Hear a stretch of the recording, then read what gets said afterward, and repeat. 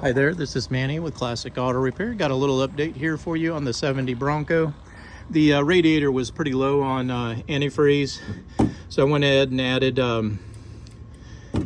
a bottle in there to make sure during the winter months here that we don't have a freeze, and you know, that there's just water in the truck. We want to make sure that we got everything we need there. I bypassed the electrical system as far as the battery to start it. The starter did not want to engage when I first started, probably because the motor was a little bit from setting so long. It was really hard for it to turn, but eventually, as I provided more and more voltage, I was able to get that to work. Add a little spray in the carburetor to get it to fire without having any fuel coming from the fuel system right now. Check the wiring ignition here, made some repairs to the points in here, basically just sanded down the contacts in here. This is kind of an old system, so one of the items I'll be putting on here is a new distributor ignition system. This will improve the reliability and performance of this product, and it's key to reliability on these old Ford engines. It'll just make them run a lot better. I hooked up my ignition tools and my spark wire, which tells me how much power is going through to the spark system, and that's kind of where I made that decision. Probably put a new coil on it as well. That'll come with the new EFI ignition distributor. All right, so got all that on there, got it in park, got the key in the ignition system bypassed. See if we can get her to fire up for us.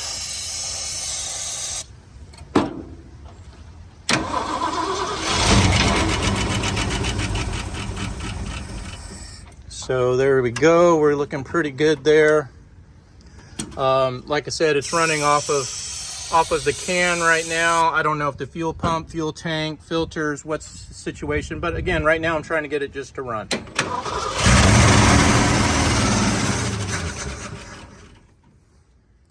And it actually sounds pretty good there, so I'm going to keep it running, and then I'm going to check the fluids here in just a minute, see where we're looking there.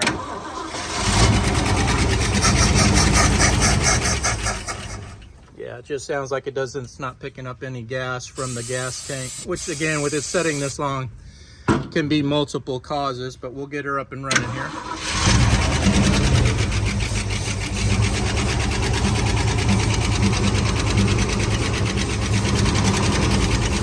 Sounds pretty good. Hear a little bit of ticking.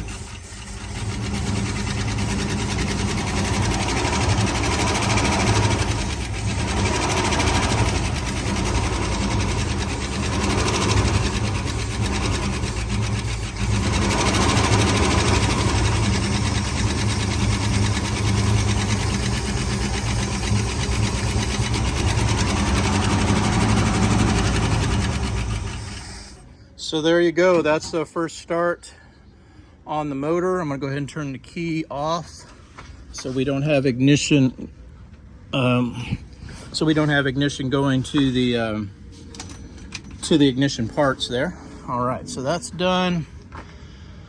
Let's take a look at the oil, see what kind of condition we're looking like.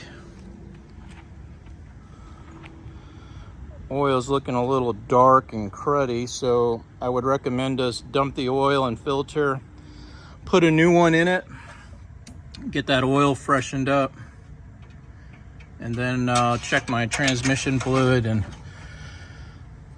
see. Right now, see, we're getting no gas to that fuel filter, so there's no gas coming from the fuel pump, which is on these Fords.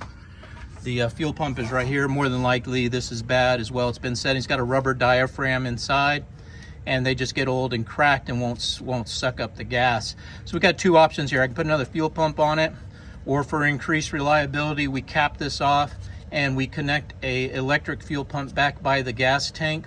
That's the way all new cars and trucks have them. They don't have mechanical fuel pumps because they are prone to fail. They use electric because it provides a consistent pressure to the carburetor. So we'll look at that option and explore it as well, as far as improving reliability and performance. Or, like I said, if I need to, I can just swap this out if it's we're going to look at budget and trying to keep things under a certain price point. All right, so like I said, looking pretty good. I don't see any issues.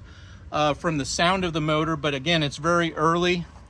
I'll need some more time and get these systems, maybe put the external gas can on it and hook up my own fuel pump temporarily just to get it running for several minutes, let it get warm, and then I can do some more diagnostics on it. But at least initially, to get her cranked up, it sounds good, the starter's turning.